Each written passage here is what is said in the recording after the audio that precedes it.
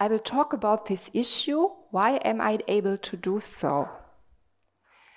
Because the last 10 years, I was head of sustainability management at Burgbad. Burgbad is a furniture producing company. I established and developed it the last 10 years, and today I left it end of August, and it's a benchmark in the branch concerning sustainability. And in those 10 years, I realized that sustainability management is an issue of my heart. And this is the reason why I engage in all those different roles you see here. And this is the reason why I decided to give my expertise, to give my experience to the market and go for my own company since a couple of days. But now let's start. I don't know if you heard about the Human Development Index. It's an index showing the education, the life expectancy, the living standards, the quality of life. And if you look at it, we are on track. Everything is fine. So why should we change or transform or do anything? I mean, look at it. It's great, isn't it? We should change because it's only one side of the medal. The other side of the medal is that we have an ecological footprint, and if you look at the average for the whole world, we need 1.71 Earth or worlds to satisfy all the needs from all the people living on the Earth. So we are eating our planet up. We only have one Earth. And that's why I say we are standing at the crossroads today. And we have to answer the question, how do we continue? And I want to share my vision with you. My vision is that the nature, the environment, that the needs of society and the success of a company to realize it's one system, that we are not like standing outside and we can do what we want. We are, as you sit all here, represented by this little blue guy in the middle, you are the center of everything. It's our mindset, it's our attitude, it's our behavior. If we live for a system value, for a holistic living on Earth or not. Of course, it's your decision. If you say, I stick to my strategy like the last 20 years, I go for the so-called Mickey Mouse strategy. Or you say, I have my core business, I won't change it, but I look a little bit around for social aspects and environmental aspects. Or you realize that if you have this holistic approach, that if you realize that your company is part of the system, that there is a benefit not only for the system as a whole, but also for your company.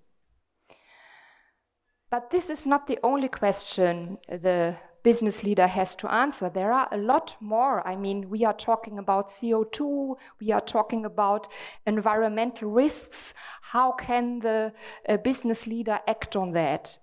What about the products? Are they still fulfilling the needs of the customer? And what about the profit? How can I stay profitable in this time? How can I create the best talents coming to the company? And all this legislation stuff coming out, how can I manage all that? And the employees I have, what can I do to make them fit for the future? A lot of questions in the round. The answer is my mission. I say it's possible to have a long-term prosperity in a company if you look at all those 6 P's I put around it. And I will dive a little bit into that. A lot of people talk about sustainability management if they say resource management. Maybe you heard about Rockström and the so-called planetary boundaries. It's a famous scientist who assessed these different aspects. And you see one thing, we are not only talking about CO2, it's much more. It's about plastic. I read even in the raindrops we found plastics. We are talking about biodiversity and so on. And he found that 6 of the 9 planetary boundaries are beyond the biospheric capacity. The only thing that gives me hope is if you look at the ozone depletion. Maybe you remember a couple of years ago we had a real big problem about that. But everyone decided to act. We had obligations and we did something as a whole society.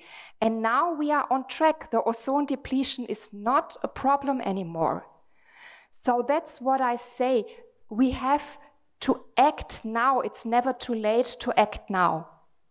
What does it mean for your company? It's this classical resource management. Of course, you have to look about what kind of energy do you need, how much energy do you need, all the words you found here, and look along your value chain of everything. But this is not sustainability management. It's just one point. The next aspect is the people. Your company is not alone on the world. There are people, there are groups of people who have interest in the company or vice versa, who are affected by your company or vice versa.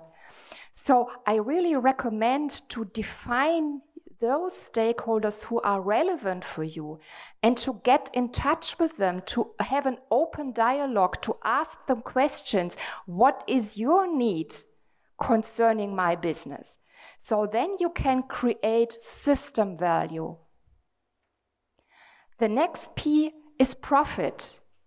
And we heard a lot of new technologies. Circular economy is a big, big headline with a high potential for innovation. So it's up to you to decide to use sustainability as an enabler for innovation. Even the risk management, if you want to reduce risk, ask the right questions to get new solutions. The next P is purpose. I found a study where it says that 34% of the job changers have accepted less salary but the company was more sustainable. So this trend is called conscious quitting.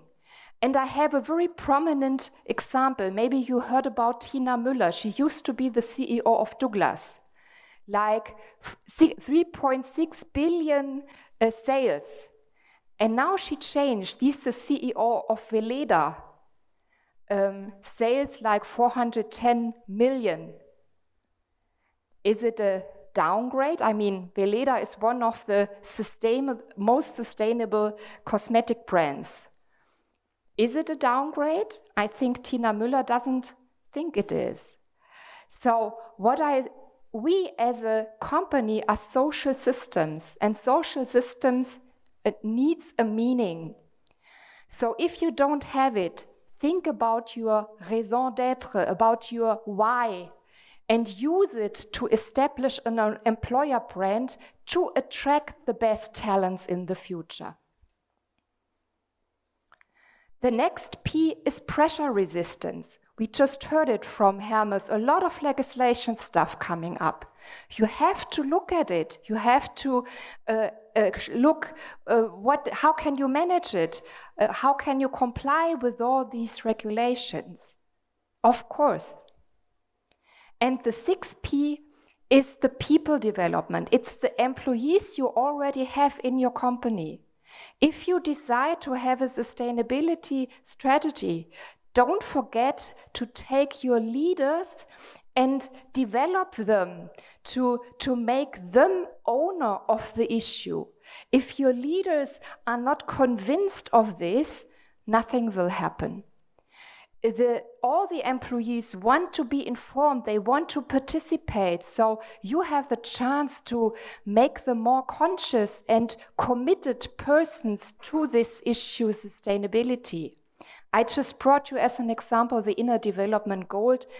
These are some transformational skills you need, not only to know that we have to act, but to start acting. And if you look at all those 6 Ps and you have your baseline, you know what to do, you create your fields of action, then I'm convinced you have long-term prosperity for your company, because then you have a defined sustainability definition. You embrace your people to live it, it's a kind of culture. Culture is the change. Or if you have a culture for silos where everyone is working in a silo, it won't work with an effective and successful sustainability management. And if you say, you don't only speak to your internal stakeholders, but also with the externals, you are really able to create system value. And system value is also company value, because the company is part of the system. And of course, you want to hear what did I do the last 10 years at Burgbad, and I summarized the 12 steps, how I did it there. So my recommendation is start with a baseline based on the 7 Ps I explained to you. And then I think it's very important to realize that it's not sufficient to hire a sustainability management, put her or him in the office saying he's responsible for the issue and do it. It won't work. I really invite you to establish an interdisciplinary teams, ideally with leader functions, and integrate them right from the beginning before you do your materiality assessment. Of course, you have to do that, but do it with them so they are involved right from the beginning. And then, of course, you can create your sustainability vision. You can think about what are your values if you don't have them for your company. Write them down. Don't forget the stakeholders, which are relevant for you. Which do you want to put into focus and get in an interaction? And then create a strategy. I say it's an integrated strategy. That means not this is our sustainability strategy and this is our company strategy, but the company strategy and the sustainability strategy should be interconnected. And if you have done that, of course, KPIs are of immense relevance. You have to control everything what you do or what you want to do. So digitalization is a key enabler for sustainability. Find the right system. Define the KPIs. I'm ready in a minute. Then enable your organization. So do workshop with your employees. Invite them to take part. And then, of course, you do have to do this project management, like a roadmap with goals, with measures, with responsibilities, with a timeline. And then I invite you to really look at your products, at the value chain, at the services you have. Does it fit together? Maybe you have to add a product, or maybe you have to change a product, or maybe you have to think new of a business model, for example. Embed all this in the functions, so make the leaders owner of this issue sustainability. Let the site manager be responsible for energy management and not the sustainability manager sitting in his office. And only in the end, it's the reporting, because the reporting is the result of all the steps you did in advance. So these are the 12 steps I lived the last 10 years and I want to share it with you. So I'm convinced that sustainability is a mindset for prosperity. And if the leaders are creating system value, it's also a value for the company. So the solution leads through you. It's up to you, every one of us sitting here, if we only know about the issue or if we start acting. Thank you very much. I have a round table. I invite you to come and discuss further, or even if you want to have your individual talks with me, I invite you to an online drink. Thank you very much.